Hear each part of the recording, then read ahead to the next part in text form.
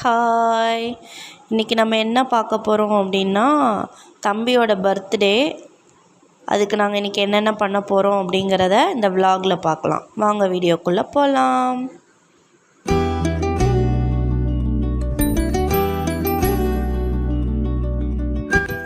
First டாய் shop போனோம். அங்கே தம்பிக்கு ஏதாச்சும் பொம்மை வாங்கலாம் அப்படின்னு சொல்லிட்டு, பாப்பாவும் தம்பியும் கிஃப்ட்டு கொடுக்கணும், ஏதாச்சும் வாங்கி வைங்கன்னு சொல்லிட்டு போயிருந்தாங்க.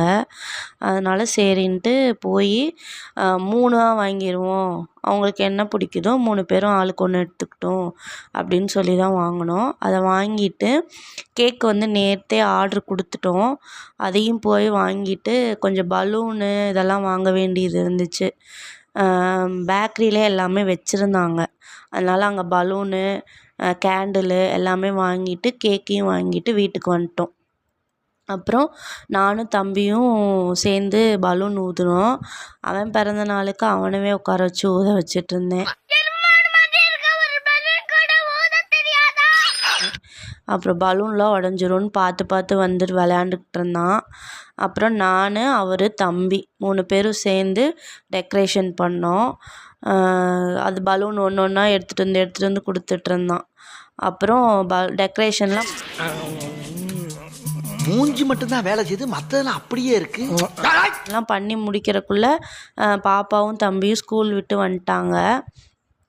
வந்தோடனே கேக் வெட்டுறதுக்கு ரெடி ஆகிட்டோம். டெக்கரேஷன் பிடிச்சிருந்தா சொல்லுங்கள், நல்லா இருக்கான்னு. தம்பியோட 4th பர்த்டே இது. அவனுக்கு கேக்கு வெட்டணும் சீக்கிரம் அப்படின்னு சொல்லிட்டு ஆர்வமாக இருந்தான். கேண்டில் ரீசன்ட் டேஸாக நாங்கள் ஏற்றி தான் வைக்கிறது, அதை ஊதுறது இல்லை. ஒரு சிலர் சொன்னாங்க, அணைக்காதீங்க, புதுசாக ஒரு வருஷம் பிறக்கதில்ல, அதனால் ஏற்றிட்டு ஆரம்பிங்க அப்படின்னு சொல்லிட்டு, சரி அதுவும் நல்லா தானே இருக்குதுன்னு சொல்லிவிட்டு நாங்கள் ஏற்றி மட்டும் வச்சிடுறது. அதை ஊதாமல் அப்படியே கட் பண்ணிடுவோம்.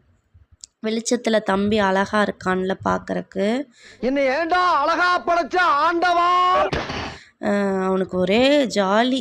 எப்படா கேக் வெட்டுவோம், போதும் நீங்கள் கேண்டில் ஊதுனது, கேக்கை வெட்ட விடுங்க அப்படிங்கிற மாதிரி இருந்தது அவன் மைண்ட் வாய்ஸு. இந்த அதிசயத்தை நீங்க பார்க்க போறீங்க. என்னையா ஓவரா பேசுறான விட மாட்டேங்கிறானையா. சரின்னு அப்புறம் அவங்க அப்பாவும் அவனும் சேர்ந்து கட் பண்ணாங்க. கட் பண்ணிவிட்டு அவர் அப்பா ஊட்டி விட்டார். அப்புறம் பெரிய தம்பி ஊட்டி விட்டான். அப்புறம் பாப்பா ஊட்டி விட்டா. எங்க அப்பா, எங்க அம்மா, என் தம்பி, என் தங்க. பெருசா போய்கிட்டு இருக்கு. அப்புறம் நாங்கள் எல்லாம் மாறி மாறி ஊட்டிக்கிட்டு சரி கோயிலுக்கு கூப்பிட்டு போயிட்டு வந்துடலாம். ஏன்னா ஈவினிங் ஆனால் கொஞ்சம் மழை பெஞ்சிக்கிட்டே இருக்கா, அதனால் கொஞ்சம் சீக்கிரம் போயிட்டு வந்துடுவோன்னு சொல்லிட்டு கிளம்பிட்டோம். மழை தெரியுதா பின்னாடி, பழனி மலை. அப்படி ஜில்லு ஜில்லுன்னு இருந்ததுங்க மழை பெய்யறக்கு. அதுவும் அப்படியே கோயிலுக்கு போயிட்டு சாமி கும்பிட்டுட்டு அங்கேருந்து நேராக ஹோட்டலுக்கு வந்துட்டோம். பழனியில் இருக்க ஆல்வின் ஹோட்டலுக்கு தான் போயிருந்தோம். போயிட்டு ஹோட்டலுக்குன்னு போயிட்டா பிரியாணி தானே சாப்பிடுவோம், வேறு என்ன வாங்குவோம். அதனால் பிரியாணி ஆர்ட்ரு பண்ணியிருந்தோம். அதுக்கு முன்னாடி க்ரில்லு வந்துருச்சு. வாங்கி எல்லோரும் சேர்ந்து சாப்பிட்றதுங்கிறதே ஒரு தனி ஃபீலிங். ஏன்னா வீட்டிலங்கிறப்ப நம்ம என்ன பண்ணுவோம், நம்ம சமைச்சிட்ருப்போம். ஃபஸ்ட்டு கொண்டு வச்சோன்னே இவங்கெல்லாம் சேர்ந்து சாப்பிட்ருவாங்க. அப்புறம் நம்ம தனியாக கொஞ்சம் வாயில ஊட்டி விடுங்க.